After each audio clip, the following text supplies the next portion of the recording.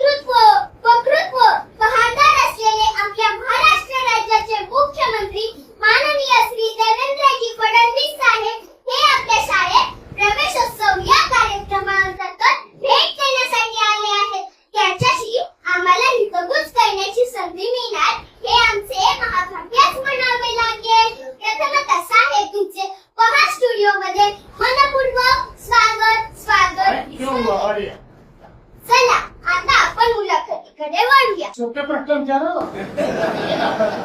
आपले नाव काय? माझं नाव देवेंद्र सरिता गंगाधरराव फडणवीस. सर, आपल्या प्रवासाची सुरुवात कशी झाली? या प्रवासाची सुरुवात ही एक विद्यार्थी चळवळीतून झाली. ते माझी विद्यार्थी परिषदेमध्ये विद्यार्थ्यांचे प्रश्न सोडवत मी इथपर्यंत आलो.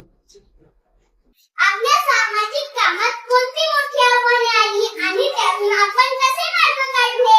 कुठल्याही सामाजिक कोणात आव्हान असतातच. जेव्हा तुम्ही समाजात आता काहीतरी करायचं असतं त्यावेळी प्रत्येक ठिकाणी जी व्यवस्था असते ती आपल्याला बदलावी लागते. व्यवस्था बदलताना त्याच्यामध्ये अडचणी येतात. पण आपल्यासमोर किती मोठे आदर्श आहेत. छत्रपती शिवाजी महाराजांचा आदर्श आहे की ते स्वराज्याची स्थापना केली. त्यांना स्वराज्याची स्थापना करताना मुलाची लढावं लागलं, काही तुम्हाला स्वकीयाची लढावं लागलं, पण त्यांनी त्या आव्हानांचा सामना करून व्यवस्था उभी केली. आपल्यासमोर भारतरत्न डॉक्टर बाबासाहेब आंबेडकरांचा आदेश आहे. चांगलं काम जर आपण केलं तर चांगल्या कामामध्ये आपण यशस्वीच होतो, कधी अयशस्वी होतो. आपल्या कारकिर्दीतला असा कोणता अनुभव आहे जो आजही लक्षात आहे आणि प्रेरणा देतो? असे खूप अनुभव आहे, पण आजचा अनुभव जास्त लक्षात राहील. तू घेतलेली मुला आजच्या डिजिटल युगात आपण शिक्षण क्षेत्रात कोणते बदल करू इच्छिता? मला असं वाटतं की डिजिटल शिक्षण खूप महत्वाचं आहे.